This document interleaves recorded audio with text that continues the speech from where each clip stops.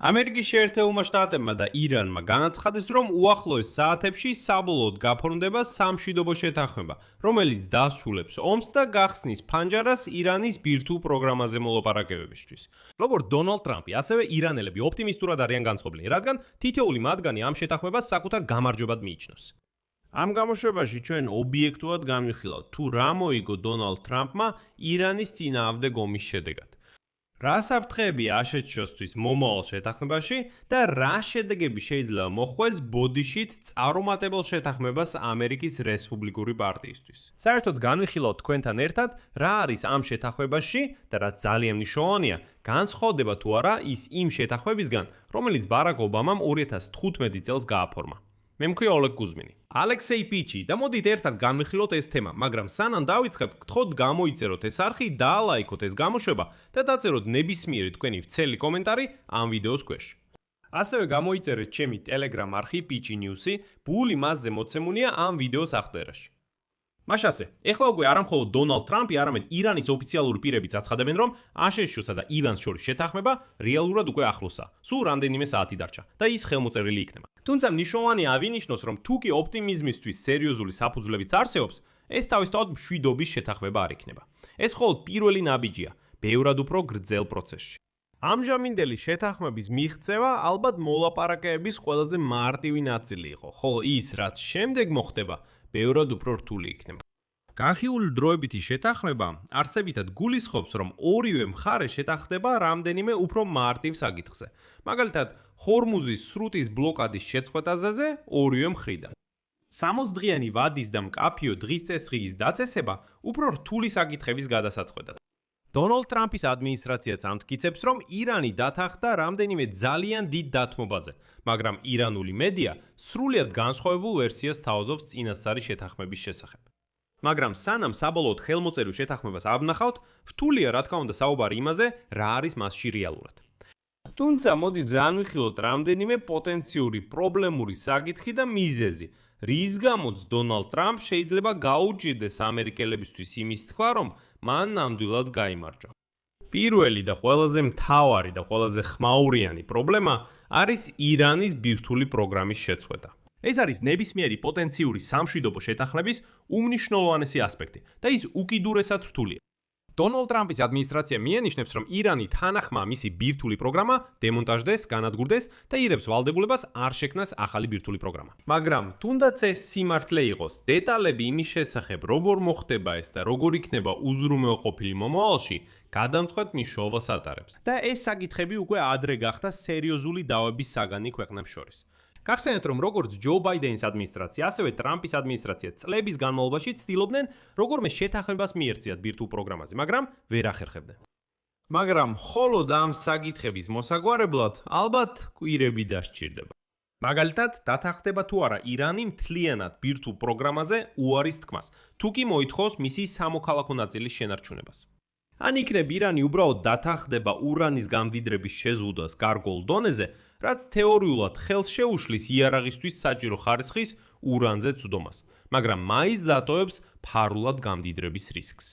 და ყველაზე მეტად სწორედ მეორე ვარიანტი მოხდება, ანუ ირანის სამოქალაქო ბირთვული პროგრამა შენარჩუნდება. სამაგიეროდ თეირანი დაჰპილდება, რომ არავითარ შემთხვევაში არ გაამდიდრებს ურანს. თუ თქვენ ადევნებდით თვალს სიახლეებს, მაშინ იცით, რომ ზუსტად ასეთი შეთანხმება სიტყვა სიტყვით ბარაკ ობამამ 2015 წელს გააფორმა. ირანი დაპირდა, რომ ურანს არ გაამდიდრებს, ბირთვული იარაღი არ ექნება, მაგრამ სამოქალაქო ბირთვული პროგრამა იარსებებს. მაგრამ ტრამპი რატომღაც იმ ობამას შეთანხმებიდან დამოვიდა და თქვა, რომ ის ბევრად უკეთეს მიაღწევს. და აი აქ მნიშვნელოვანია, რომ საკუთარ თავს არ მოათხოვოთ. ტრამპი ყველანაირად უსვამს ხაზს, რომ ირანის საჯარო უარი ბირთვული იარაღის შექმნაზე იქნება შეერთებული შტატების უდიდესი გამარჯვება. მაგრამ რეალურად ირანი უკვე მრავალი წელი ამტკიცებს, რომ ამას არც აკეთებს. ამიტომ მათთვის საერთოდ არ არის რთული თქვან, ვიღებთ ვალდებულებას, ვპილდებით არავითარ შემთხვევაში. და მთავარი სირთულე აქ იმაშია, რომ ტრამპს მოუწევს როგორმე აუხსნას ამერიკელებს, რით იქნება ეს შეთანხმება უკეთესი ვიდრე ის, რომელიც ბარაკ ობამას ადმინისტრაციამ გააფორმა. რადგან ის მუდმივად აკრიტიკებდა მას ზედმეტი სისუსტისთვის. იმ შეთანხმებაში ირანში ურანის გამდიდრებაზე შეზღუდვები იყო დაწესებული, ხოლო შეთანხმების შესრულებას გაეროს ბირთვული ზედამხედველობა აკონტროლებდა. როგორ ფიქრობთ, ეხლა რა მოხდება? ეხლა ისევ ზუსტად იმავე მდგომარეობამდე მივიდივართ, არაფერი ახალი, მაგრამ ეს ყველაფერი არ არის. მაღალგამდიდრებული ურანი, რომელიც უკვე აქვს ირანს თავისთავად დიდ პრობლემებს ქმნის. ტრამპის ადმინისტრაციამ განაცხადა, რომ ირანმა ეს უნდა გადასცეს ამერიკელებს. მაგრამ ერთი წლის წინ აშშ-ის ავიადართმის შემდეგ ის ღრმად მიწისქვეშაა დამალული.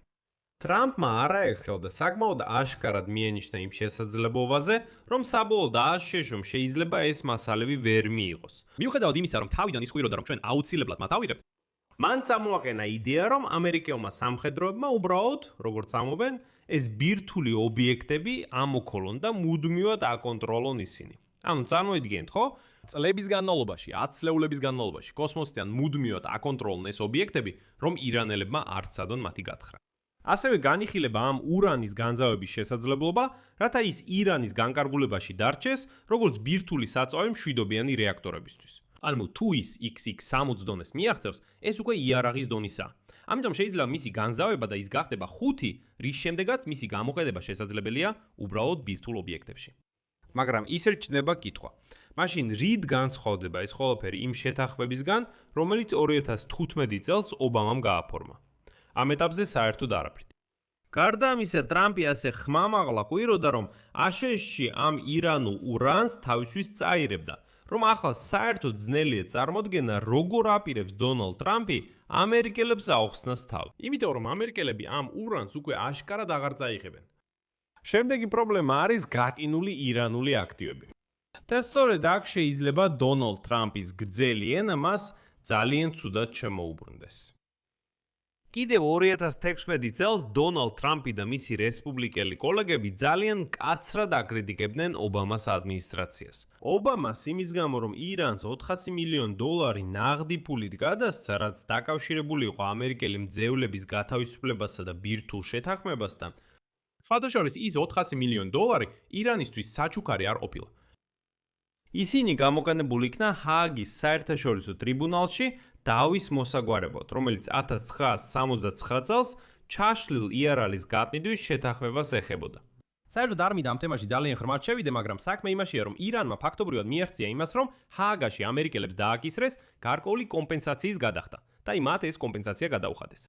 საზოგადოებრივი აზრის თვალსაზრისით ეს მაინც საშინლად გამოიყურებოდა. და დონალდ ტრამპი ყველაზე ხმამაღლა ამტკიცებდა, რომ ბარაკ ობამამ ფული ტერორისტებს მისცა, პალეტებზე ნაღდი ფული გაუგზავნა, როგორ შეიძლებოდა ასე მოქცეულიყო. მაგრამ დღეს ირანი ბევრად უფრო დიდი თანხის გამბლოკას ითხოვს, თავისი აქტივების $24 მილიარდი გამბლოკას. და ისევ პრობლემა დონალდ ტრამპისთვის. ჯერ კიდევ აპრილში მან კატეგორიულად განაცხადა, ციტატა, ირანისთვის არანაირი ფულადი გადარიცხვა არ იქნება. და უკვე 13 იუნის მივიღეთ ინფორმაცია, რომ სპარსეთის ყურის ქვეყნები უკვე დაიწყეს ირანისთვის ამერიკული დოლარების გადაცემა. და ეხლა ტრამპი ცდილობს манипуლირებას. ერთი მხრივ ის ამზადებს, ამბობს, რომ ფული ისედაც ირანისია, თითქოს ჩვენ უბრალოდ ასე არ ვაძლევთ ფულს, ეს ხომ ირანის გატინული აქტივებია. მეორე მხრივ კი ამტკიცებს, რომ ამ ფულს ირანს გადასცემენ არა ამერიკის შეერთებული შტატები, არამედ სპარსეთის ყურის ქვეყნები. მაგალითად, იქ $6 მილიარდი ირანული აქტივებია გატინული ქუვეითში. ასე რომ, ეს ხომ ჩვენ არ ვაძლევთ, ქუვეითი გადასცემს. ამიტომ, ხედავთ როგორ დაგჯავნეთ ყველა.